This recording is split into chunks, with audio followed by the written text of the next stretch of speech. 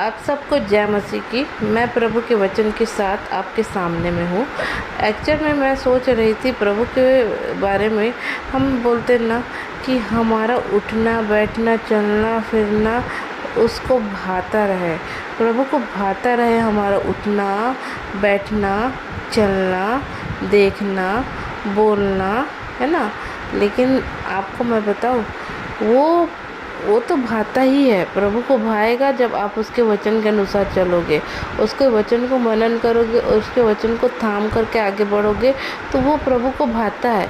लेकिन प्रभु को एक और चीज़ बहुत ज़्यादा भाता है ना। प्रभु को उसका बेटा बहुत भाता है, ठीक है। प्रभु यीशु मसीह ने अपने आप को जीवित बलिदान करके चढ़ाया प्रभु के सामने, प्लस सारे लोगों के पापों को भी सहा, उनके पापों को भी मतलब उनसे दूर कर दिया। और प्रभु यीशु मसीह के द्वारा सारे लोगों का परमेश्वर से मिलाप हुआ, है ना। उसके लहू बहाए जाने के द्वारा परमेश्वर से पूरे मानव जाति का मिलाप हुआ और उनके ऊपर दया मतलब अनुग्रह आ गया, उनके जीवन में अनुग्रह आया, ठीक है। वो दया, वो कंपैशन जो प्रभु हम लोगों के लिए रखता है ना। आप और मेरे लिए वो बोलता है ना, तुमने मुझे नहीं मैंने तुम्हें चुना है ना। तेरे माँ के गर्भ में पड़ने से पहले मैंने तुझ पर चित्त लगाया है। तो ये कैसे हुआ, ये कैसे संभव है? ये परमेश्वर है जो हमारे पर चित्त लगाता है। वो हमारी उत्पत्ति करने से पहले ही जानते कि हम कौन है, क्या है, कैसे हैं। तो वो पहले से हमको चुन चुका है, ठीक है। तो यहाँ बस ना आपको मैं एक बात बताना चाहती हूँ। आप तो ऑलरेडी चुने हुए व्यक्ति हो, बुलाए हुए व्यक्ति हो, प्लस चुने हुए व्यक्ति हो। एक्चुअल में देखा जाए सभी चुने हुए व्यक्ति हैं, लेकिन वो अपने बुलाए जाने को कितना सीरियस लेते हैं और कितना चुना हुआ बिहेव करते हैं और कितना ज़्यादा प्रभु के वचन को हृदय के साथ मनन करते हैं, चाहे उसको ग्रहण करते हैं, ठीक है। तो ये सब तो है, लेकिन यहाँ पर टॉपिक ये है कि प्रभु को भाता क्या है। प्रभु को भाता अपना बेटा है, ठीक है। प्रभु यीशु मसीह, है ना। प्रभु यीशु मसीह मतलब वचनों को अगर आप गौर से देखोगे ना, तो कि प्रभु यीशु मसीह आदि में वचन था, वचन परमेश्वर के साथ था, वचन परमेश्वर था। आदि में वचन था, वचन परमेश्वर के साथ था, वचन परमेश्वर था। आदि में वचन था, वचन परमेश्वर के साथ था, वचन परमेश्वर है, ठीक है। वचन, ठीक है, वचन, ठीक है। परमेश्वर से मुख से निकला हुआ हर एक वचन, है ना, हमारे लिए जीवन है, ठीक है, जीवन को देता है ना। तो यहाँ पर समझना ये है कि वो वचन कहाँ से आया, वचन कैसे मिला, है ना। तो वो वचन जो है, जो हमारे को बाइबल के अनुसार वचन मिल रहा है कि वचन देहधारी हुआ और मनुष्य के बीच में डेरा किया, है ना। अब वचन का शकल आ गया, वचन का शकल बना यीशु मसीह का चेहरा, ठीक है। अब उसको देखा जाए तो उसको बोला जाता है वचन, है ना। यीशु मसीह का अगर निक नेम देखा जाए तो वचन है, और एक्चुअल में हम लोग जो नाम जानते हैं वो यीशु मसीह है। तो अगर प्रकाशित वाक्य में आप देखोगे तो वो परमेश्वर का वचन है ना, है ना। तो ये वचन, जब ये वचन हमारे अंदर में, जब हम इसको मनन करते हैं, सीखते जाते हैं और अपने अंदर में भरते जाते धीरे अपने हर एक सेल को, अपने कोशिका को सींचते जाते हैं। पवित्र आत्मा, मतलब यहाँ पर पवित्र आत्मा के बारे में भी जानेंगे, लेकिन यहाँ पर समझिए कि हम जब वचन को अपने हृदय आत्मा में महसूस करते हैं और उसको अपने अंदर आत्मा में खाते हैं, है ना, एक अद्भुत शक्ति और एक अलौकिक खूबसूरती हमको दिखाई देती है आत्मा में।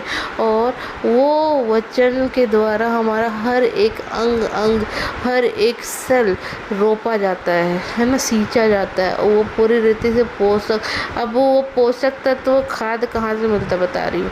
खाद और सींचना जो होता है ना, वो पवित्र आत्मा के सामर्थ के द्वारा होता है, ठीक है। प्रभु ने हमको ऑलरेडी आत्मा दिया हुआ है और पवित्र आत्मा उस वचन में जीवन का सांस को डालता। ऑलरेडी वचन जीवित है, ठीक है, वचन जीवित है, ठीक है, इस बात को मत भूलना। लेकिन यीशु भी 3 दिन बाद कब्र में से भी उठ के खड़े हो गए थे ना, उठ गए थे, जी गए थे। तो वो पवित्र आत्मा की सामर्थ के द्वारा जी गए थे, ठीक है। पवित्र आत्मा की सामर्थ के द्वारा ही यीशु मसीह ने उस मतलब उस जीवन को वापस लिए, ठीक है। तो वो जो प्रभु को पवित्र आत्मा की इतनी ज़्यादा ज़रूरत पड़ती है, वो ही पवित्र आत्मा जो प्रभु यीशु मसीह के जीवन में काम किया है ना, वही पवित्र आत्मा आज हमारे जीवन में भी है ना। तो यहाँ पर समझने वाली बात ये है कि जो पवित्र आत्मा है ना, जो पवित्र आत्मा है तो वो वचन को हमारे जीवन में वो करता है, रोपता है, सींचता है, और प्लस वो हमारे को इतना तक लीड करता है, हमको आत्मा में इतना कन्विंस करता है, प्लस हमको अपने बहाव में लेता है। जब हम वचन के अकॉर्डिंग चलते हैं, हम जब वचन को मानते हैं ना, तो वो पवित्र आत्मा का भी वहाँ पर एक्चुअल में आपने खुद प्रभु को नहीं चुना ना, प्रभु ने आपको चुना। तो ऑलरेडी आपके ऊपर जो छाया है ना, वो पवित्र आत्मा का है। आपके जन्म से पहले ही प्रभु का आत्मा आपके जीवन में काम करता है, ठीक है। प्रभु का आत्मा हर एक समय आपके साथ रहता है। लेकिन जब आप इस बात के ऊपर विश्वास करने लगते हो, वचन को मानने लगते हो, आप क्या सोच रहे हो, वचन आप खुद माने हो? नहीं, ये पवित्र आत्मा का अनुग्रह है, ये परमेश्वर का अनुग्रह है, जिसके द्वारा आप वचन को सुनते हो, समझते हो, अपने जीवन में लाते हो। अब ये बात है कि आप किस तरीके से वचन को अपने जीवन में आने देते हो, किस तरीके से आप प्रभु के आत्मा को अपने जीवन में काम करने देते हो। जैसे जैसे अब यहाँ पर बात का सार ये है कि मैं जो आपको समझाना चाहती हूँ वो ये है कि यीशु मसीह आपकी आत्मा में जन्म लेता है, ठीक है। आपकी आत्मा में ऑलरेडी वचन के द्वारा यीशु बस गया है। अब जो प्रभु देखता है ना, प्रभु परमेश्वर आपको जो देखता है ना, तो वो सिर्फ प्रभु यीशु मसीह को देखता है आपके जीवन में, ठीक है। आपका कैरेक्टर देखता है, आपका स्वभाव देखता है, आपके मन और आपके हृदय की बातों को देखता है प्रभु यीशु मसीह, मतलब परमेश्वर। और वो समझ जाते हैं कि ये मेरी बेटी है, ये मेरा बेटा है, ठीक है। प्रभु के लिए यही मायने रखता है कि आपका कैरेक्टर कैसा है।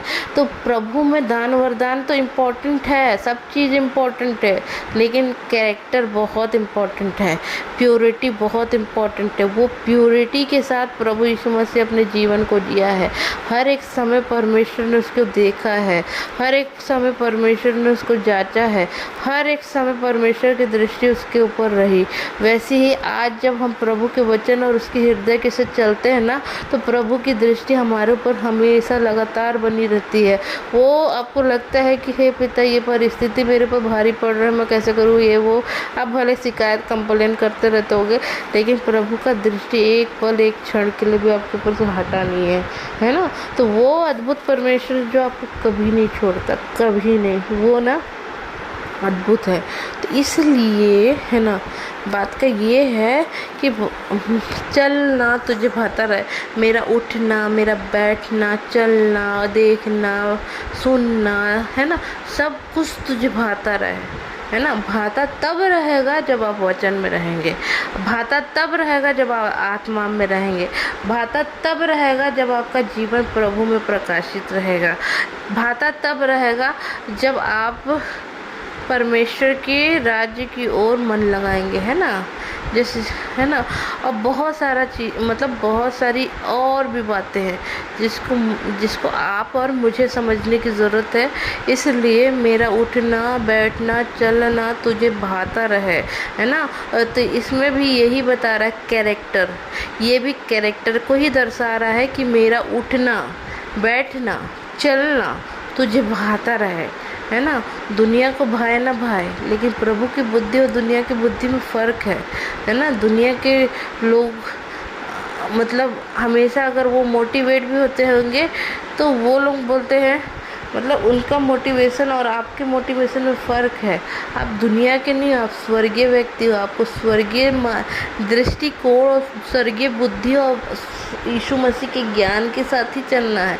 वह यीशु मसीह वचन में कहते हैं, मैं ऊपर का हो, तुम नीचे की हो, इसलिए तुम नीचे ही रहोगे, मैं ऊपर जाऊंगा, ठीक है। तो ये सारी बातों को मुझे और आपको समझने की ज़रूरत है कि हम लोग जो है वो ऊपर के हैं। अब मैं यहाँ पर जाति की बात नहीं कर रही हूँ, ना मैं किसी धर्म की बात कर रही हूँ, मैं बस इस बात की बात कर रही हूँ कि प्रभु यीशु मसीह जहाँ से बिलोंग करता है वहाँ से हम भी बिलोंग करते हैं।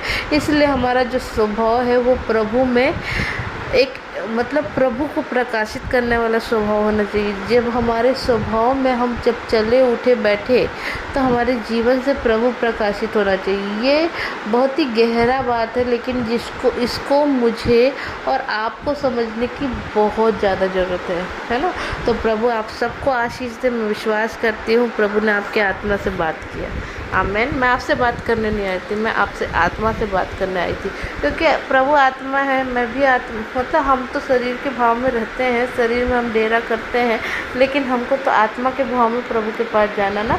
इसलिए मैं विश्वास करती हूँ प्रभु ने आपके आत्मा को टच किया है। सबको प्रभु आशीष दे। थैंक यू, आपने इस वचन को सुना, आपके जीवन में 100 गुना फल आए। आमेन।